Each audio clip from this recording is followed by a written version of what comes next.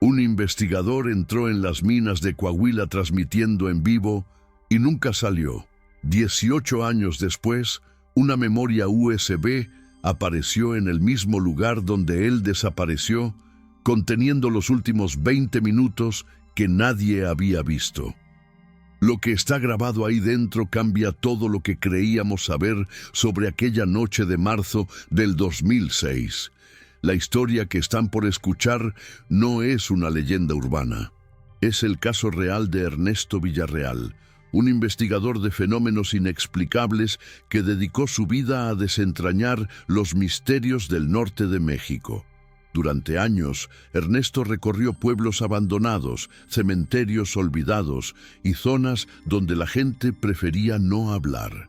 Pero ninguna de sus investigaciones lo preparó para lo que encontraría en las profundidades de la mina Santa Elena, en Coahuila. Aquella noche de marzo, Ernesto prometió a sus seguidores una transmisión en vivo desde el lugar más perturbador que había visitado.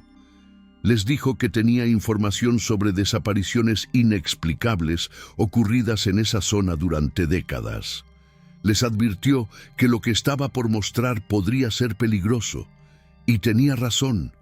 A las 11:42 de la noche, la transmisión se cortó abruptamente.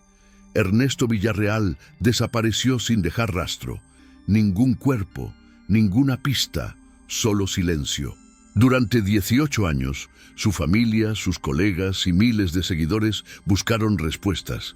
La policía cerró el caso como accidente en zona de riesgo. Pero en febrero del 2024, un grupo de excursionistas encontró algo que nadie esperaba. Una memoria USB enterrada exactamente en el punto donde Ernesto había desaparecido. Cuando reprodujeron el contenido, descubrieron 20 minutos de video que nunca fueron transmitidos. 20 minutos que muestran lo que realmente sucedió aquella noche. Y lo que se ve en esas imágenes es mucho peor de lo que cualquiera pudo imaginar.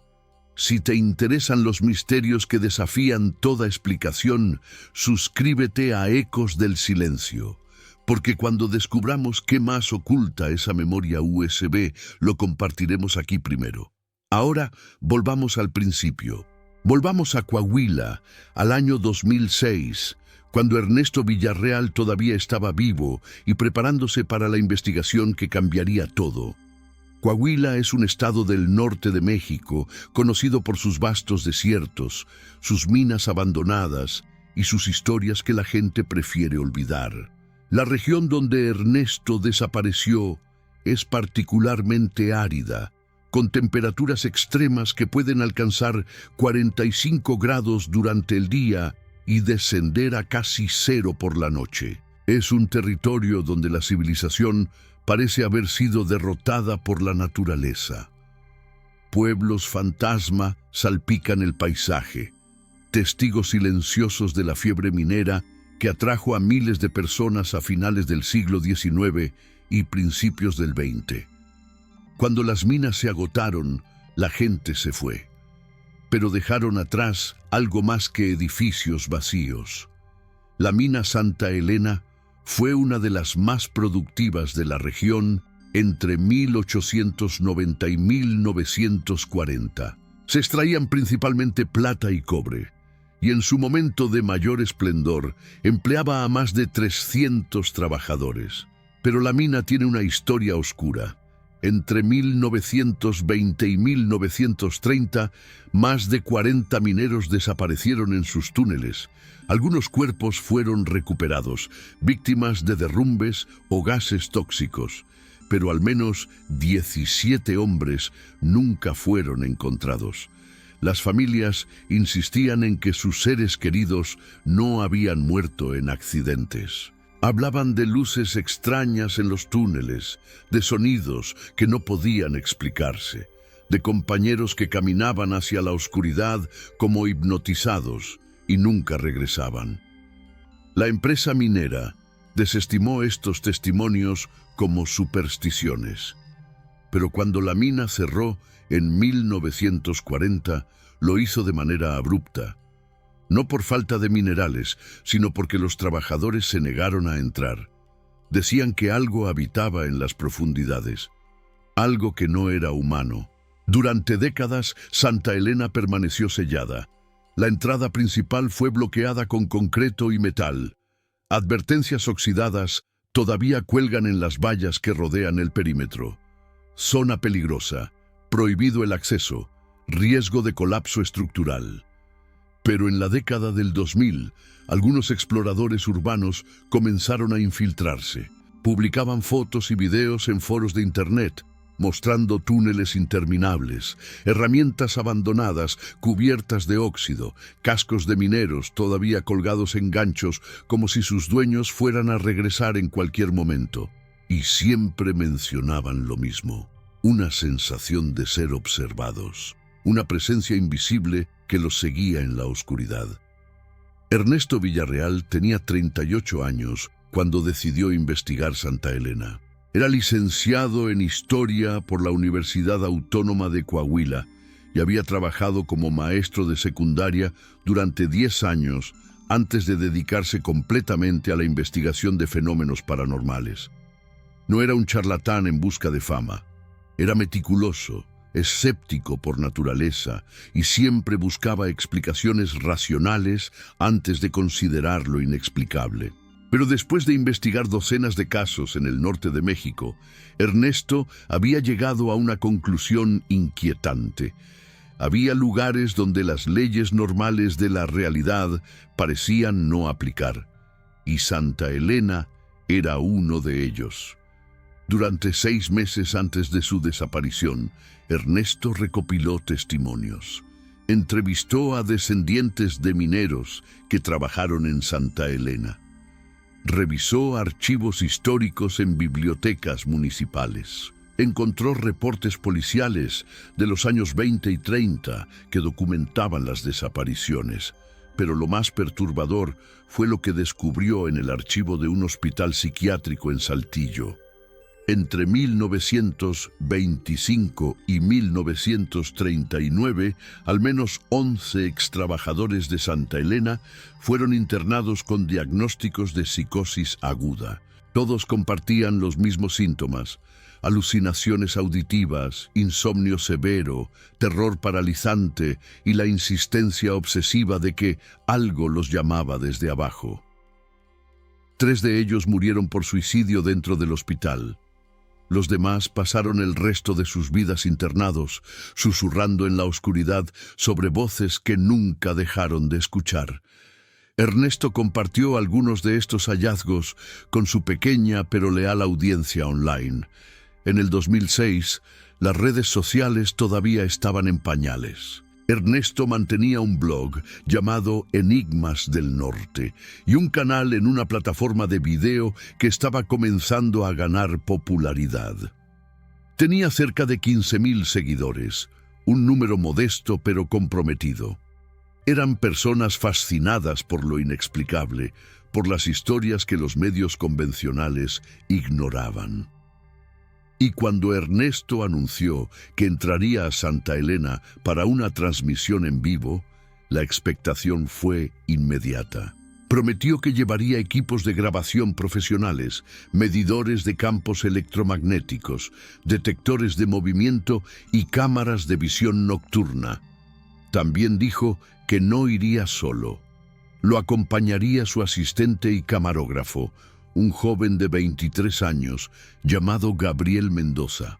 Pero una semana antes de la expedición, Gabriel canceló. Dijo que había tenido pesadillas recurrentes desde que Ernesto mencionó Santa Elena. Sueños donde caminaba por túneles oscuros y escuchaba su propio nombre susurrado desde las paredes. Ernesto intentó convencerlo de que eran solo nervios, pero Gabriel fue inflexible. No entraría a esa mina. Ernesto decidió continuar solo. Publicó en su blog: "A veces, la verdad requiere que caminemos solos hacia la oscuridad. Nos vemos en la transmisión". Los días previos a la expedición, Ernesto mostró señales de tensión que sus seguidores más atentos notaron. En una entrada de blog publicada 4 días antes de su desaparición, escribió algo inusual para él. He estado teniendo sueños extraños. No son pesadillas exactamente, pero me despierto con la sensación de haber olvidado algo importante. Como si alguien me estuviera tratando de decir algo, pero no logro entender el mensaje. Esto era raro viniendo de Ernesto, quien siempre mantenía un tono profesional y racional en sus publicaciones. Algunos seguidores le escribieron preocupados, sugiriendo que pospusiera la investigación. Él respondió con su característica determinación. El miedo es natural, pero no puede detenernos. Si dejamos que el miedo nos paralice, nunca descubriremos la verdad. El 20 de marzo del 2006, Ernesto realizó una última publicación. Era una fotografía de su equipo preparado. 3 cámaras, baterías de repuesto, linternas de alta potencia, un medidor EMF, una grabadora de audio digital, agua, comida enlatada y un mapa detallado de los túneles de Santa Elena que había conseguido en los archivos de la antigua compañía minera. En la descripción escribió: esta noche a las 10 en punto comenzará la transmisión. Estaré dentro durante aproximadamente 3 horas. Si algo sale mal, he dejado coordenadas exactas de mi entrada con mi familia, pero no saldrá mal. Solo vamos a buscar respuestas. La publicación recibió cientos de comentarios. La mayoría eran mensajes de apoyo y emoción, pero algunos advertían: no vayas solo. Esto no se siente bien. Santa Elena ha tomado a demasiadas personas. No seas el siguiente. Ernesto llegó a Santa Elena alrededor de las 9 de la noche. La mina está ubicada a 40 kilómetros de la ciudad más cercana, en medio del desierto. Para llegar, tuvo que conducir por caminos de terracería apenas marcados. La noche era clara, con luna llena, lo cual proporcionaba algo de visibilidad natural. Pero la región alrededor de la mina estaba completamente desierta. Ni una sola luz artificial en kilómetros a la redonda.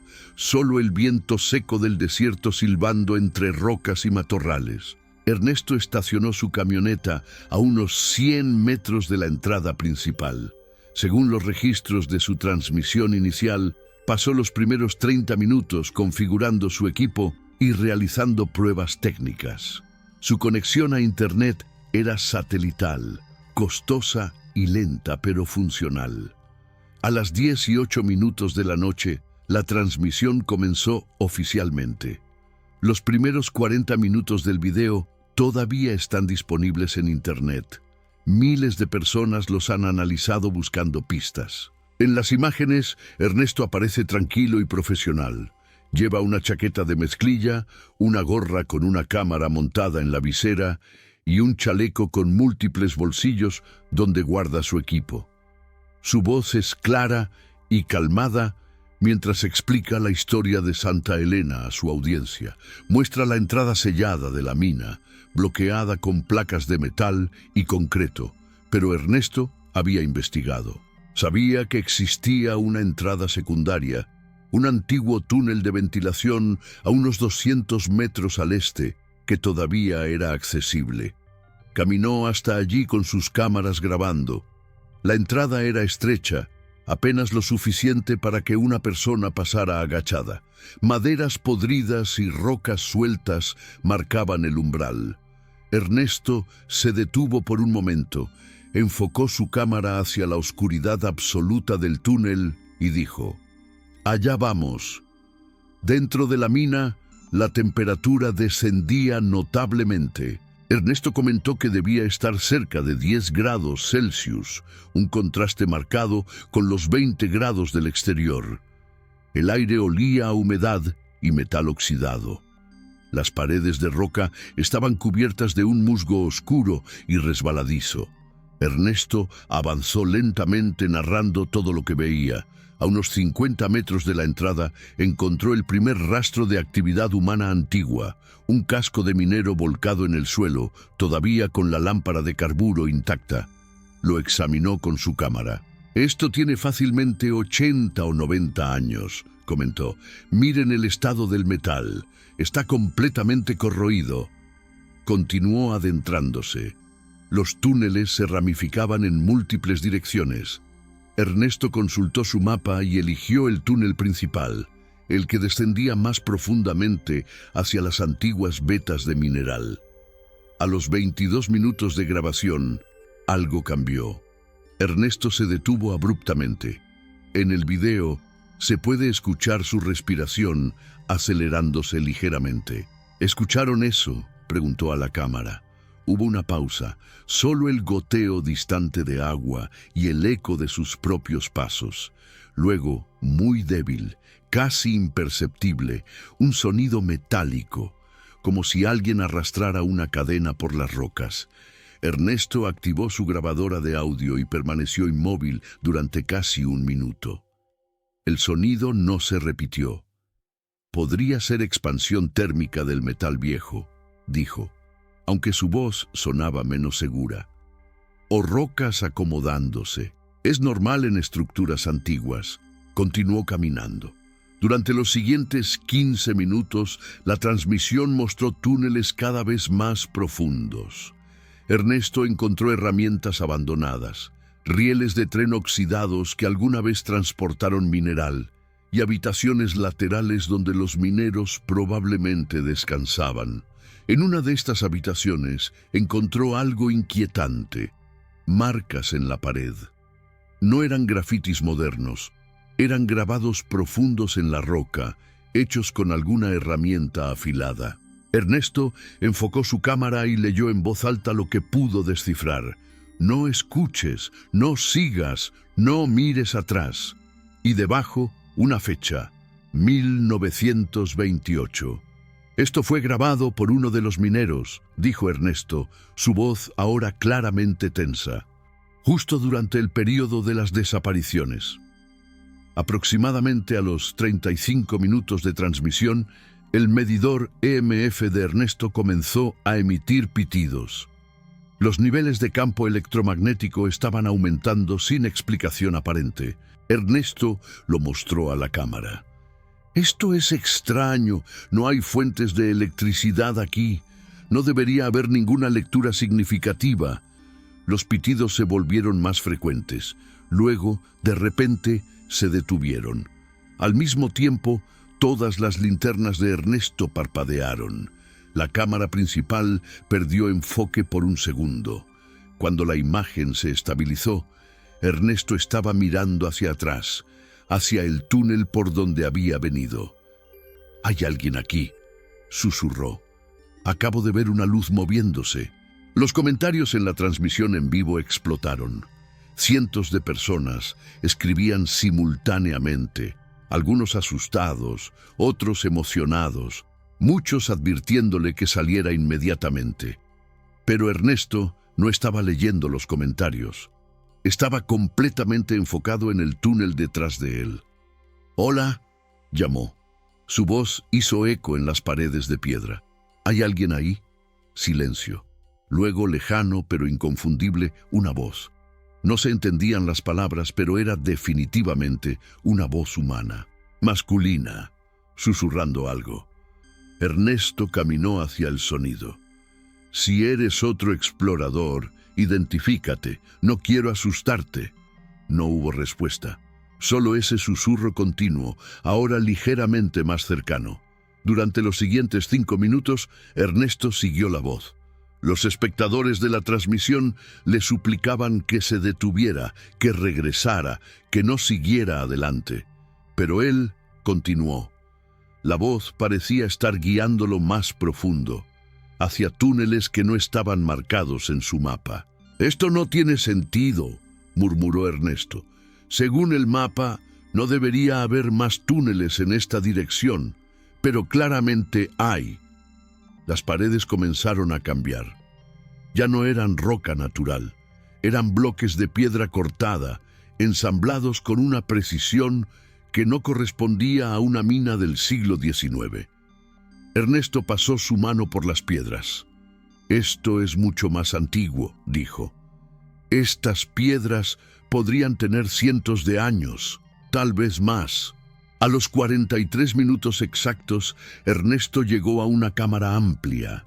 Era circular, con aproximadamente 10 metros de diámetro. En el centro había una abertura en el suelo, un pozo que descendía hacia una oscuridad absoluta que sus linternas no podían penetrar. Y alrededor del pozo, grabados en las paredes de piedra, había símbolos. No eran españoles, ni ningún idioma europeo. Parecían pictogramas prehispánicos, pero de una cultura que Ernesto no reconocía. Esto no debería estar aquí, dijo, su voz temblando por primera vez. Santa Elena fue construida en 1890, pero esta cámara es mucho más antigua.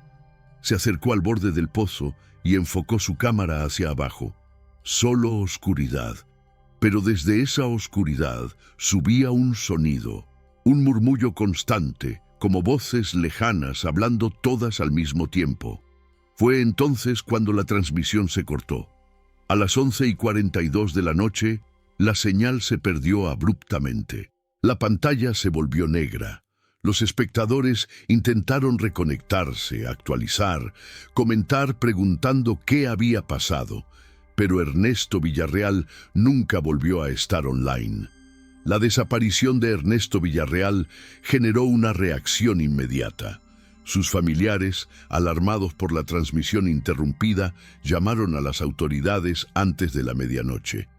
Para las 6 de la mañana siguiente, un equipo de rescate estaba en camino a Santa Elena. La policía estatal, acompañada por especialistas en rescate en espacios confinados, llegó al sitio alrededor de las 9 de la mañana. Encontraron la camioneta de Ernesto exactamente donde él la había dejado, con las puertas sin seguro y las llaves en el contacto. Su mochila con provisiones extras estaba en el asiento trasero, intacta. Lo único que faltaba era el equipo que Ernesto había llevado consigo a la mina. El equipo de rescate entró por la misma ruta que Ernesto había tomado, el túnel de ventilación secundario. Durante las primeras 2 horas, siguieron sus huellas en el polvo acumulado del suelo. Las marcas de sus botas eran claras y fáciles de seguir. Encontraron algunos de los lugares que Ernesto había mostrado en la transmisión: el casco oxidado, la habitación con los grabados en la pared, incluso la zona donde su medidor EMF había comenzado a emitir señales extrañas. Pero a medida que se adentraban, las huellas comenzaron a volverse erráticas. En un punto, parecían ir en círculos. Luego se dirigían hacia un túnel lateral que, según los mapas oficiales, no existía. Y finalmente, aproximadamente a 500 metros de la entrada, las huellas simplemente se detenían, como si Ernesto hubiera dejado de caminar y se hubiera desvanecido en el aire. Los rescatistas buscaron durante 6 días consecutivos. Peinaron cada túnel accesible, cada habitación lateral, cada ramificación del sistema de minas. Utilizaron perros de búsqueda, detectores de calor, equipos de sonar para identificar posibles derrumbes que pudieran haber sepultado a Ernesto. No encontraron nada, ni un rastro de su equipo, ni fragmentos de ropa, ni señales de que hubiera habido un accidente. El jefe del equipo de rescate, un hombre llamado Capitán Rodrigo Serna, con 20 años de experiencia en operaciones de búsqueda, declaró a los medios: «Es como si la tierra se lo hubiera tragado. Nunca he visto algo así en mi carrera. Las personas no desaparecen sin dejar rastro, especialmente en un espacio cerrado como una mina». Pero Ernesto había desaparecido exactamente así. La familia de Ernesto no aceptó la explicación oficial de que había sido un accidente. Su hermana mayor, Patricia Villarreal, una abogada de Saltillo, presionó a las autoridades para que continuaran buscando. Contrató expertos privados, geólogos que analizaran la estabilidad de los túneles, investigadores que revisaran cada segundo de la transmisión disponible. Gastó todos sus ahorros intentando encontrar respuestas, pero cada investigación llegaba al mismo punto muerto. Ernesto había entrado a Santa Elena y nunca había salido, y nadie podía explicar cómo o por qué. Los seguidores de Ernesto crearon comunidades online dedicadas a resolver el misterio. Analizaron la transmisión fotograma por fotograma. Algunos afirmaban haber escuchado voces ocultas en el audio. Otros juraban que en ciertos momentos se podían ver sombras moviéndose en el fondo, figuras que no deberían estar allí. Surgieron decenas de teorías: que Ernesto había sido víctima de un crimen relacionado con tráfico de drogas en la región, que había descubierto algo que poderosos intereses querían mantener oculto, que había sufrido un colapso mental y se había perdido en los túneles. Pero la teoría más perturbadora era la que menos quería ser considerada: que Santa Elena realmente tenía algo en sus profundidades, algo que había estado tomando personas durante más de un siglo, y que Ernesto había sido solo la última víctima. Gabriel Mendoza, el asistente que había cancelado en el último momento, nunca se perdonó. En una entrevista 2 años después de la desaparición, dijo entre lágrimas: «Yo debería haber estado con él. Si hubiera ido, tal vez las cosas habrían sido diferentes, o tal vez ambos habríamos desaparecido, no lo sé, pero cargo con esa culpa todos los días». Gabriel dejó de trabajar en investigación paranormal. Se mudó a Ciudad de México y nunca más quiso hablar públicamente sobre Ernesto o Santa Elena. La policía cerró oficialmente el caso en 2008, clasificándolo como muerte accidental en zona de alto riesgo. Sin embargo, no había cuerpo. La familia de Ernesto no pudo realizar un funeral, solo un memorial. Patricia nunca dejó de buscar. Cada año, en el aniversario de la desaparición, publicaba en las redes sociales pidiendo información, ofreciendo recompensas, manteniendo viva la memoria de su hermano. Ernesto dedicó su vida a buscar la verdad, escribía. Lo mínimo que podemos hacer es buscar la verdad sobre lo que le sucedió. Santa Elena adquirió una reputación aún más oscura después de la desaparición de Ernesto. Los exploradores urbanos dejaron de visitarla. Algunos decían que las autoridades habían sellado nuevamente todos los accesos. Otros susurraban que quienes se acercaban experimentaban sensaciones tan aterradoras que huían antes de intentar entrar. Hubo reportes de personas que acampaban cerca y escuchaban voces saliendo de los túneles durante la noche, voces que llamaban nombres específicos. Algunos afirmaban haber escuchado la voz de Ernesto gritando por ayuda, pero cuando la policía investigaba, nunca encontraba nada. Durante 18 años, el misterio permaneció sin resolver. La historia de Ernesto Villarreal se convirtió en una leyenda en los círculos de investigación paranormal. Su caso era citado como evidencia de que algunos lugares son genuinamente peligrosos, de maneras que la ciencia no puede explicar. Documentales independientes fueron realizados. Podcasts dedicaron episodios completos a analizar la transmisión. Pero nadie se acercaba a una respuesta definitiva. Hasta febrero del 2024, un grupo de 4 excursionistas, todos ellos en sus 20s, decidió acampar en la región cerca de Santa Elena. No tenían intención de entrar a la mina. Simplemente querían experimentar el desierto de Coahuila, ver las estrellas lejos de la contaminación lumínica de las ciudades. Establecieron su campamento a unos 300 metros de la entrada principal, sin saber exactamente dónde estaban. Fue solo cuando uno de ellos, un joven llamado David Ruiz, comenzó a explorar los alrededores, que reconoció el lugar por las fotos que había visto online. «Estamos acampando cerca de donde desapareció ese investigador», les dijo a sus amigos. La mayoría quiso irse inmediatamente, pero David, fascinado, convenció al grupo de quedarse al menos una noche. Alrededor de la medianoche, David no podía dormir. Salió de su tienda y caminó hacia la zona donde sabía que estaba el antiguo túnel de ventilación. el mismo que Ernesto había usado.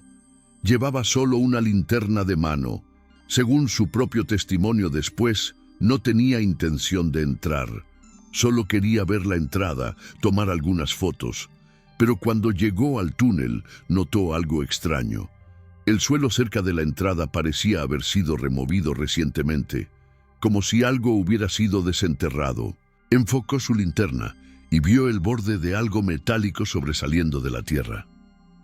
David cavó con sus manos. En menos de 5 minutos, extrajo el objeto. Era una memoria USB, cubierta de tierra y óxido, pero todavía reconocible. Estaba dentro de una pequeña caja de metal, del tipo usado para proteger equipos electrónicos en ambientes hostiles. David la abrió y encontró la memoria USB, envuelta en plástico. Había una nota escrita a mano en un pedazo de papel, casi ilegible por la humedad y el tiempo. Solo pudo leer 3 palabras: entreguen esto, prueba. David regresó al campamento y mostró el hallazgo a sus amigos.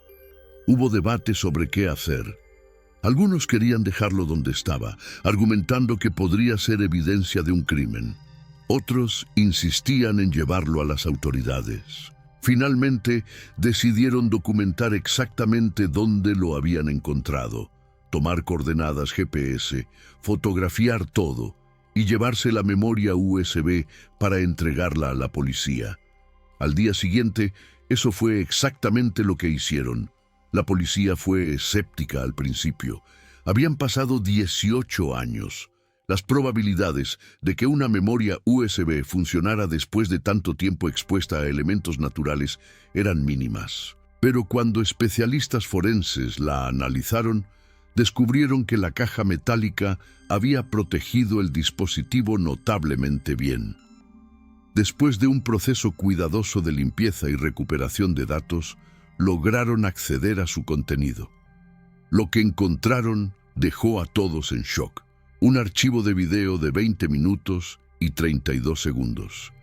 El video estaba datado, 21 de marzo del 2006, 12:04 de la madrugada. Exactamente 22 minutos después de que la transmisión de Ernesto se cortara. El video recuperado de la memoria USB fue clasificado inicialmente como evidencia sensible y no fue liberado al público.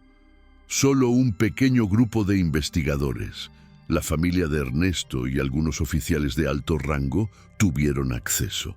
Pero las descripciones de lo que contenía comenzaron a filtrarse, y lo que se decía era aterrador. Patricia Villarreal, después de ver el video, salió de la sala de proyección temblando y tuvo que ser asistida por paramédicos.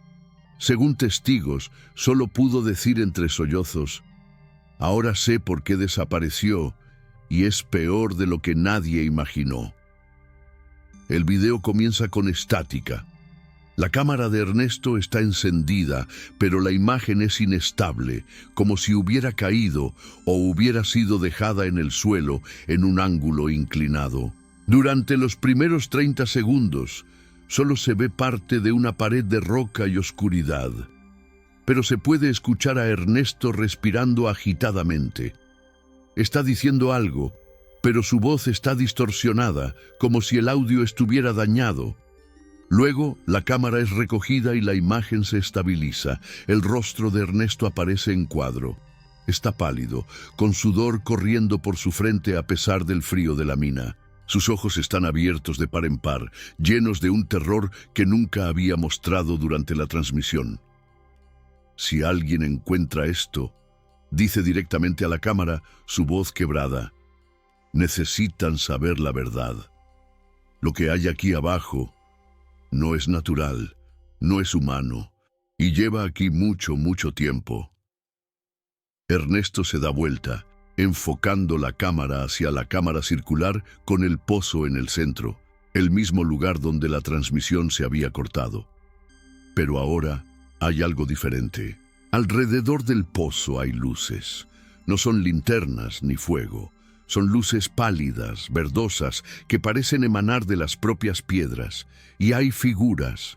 Al principio es difícil distinguirlas porque son translúcidas, casi como hologramas.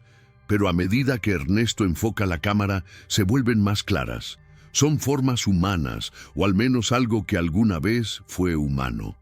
Están de pie alrededor del pozo, inmóviles, mirando hacia abajo. Aparecieron cuando mi transmisión se cortó, continúa Ernesto, su voz apenas un susurro. Salieron del pozo, no caminaron, simplemente aparecieron y me vieron, me hablaron. Hay una pausa. Ernesto está luchando por mantener la compostura.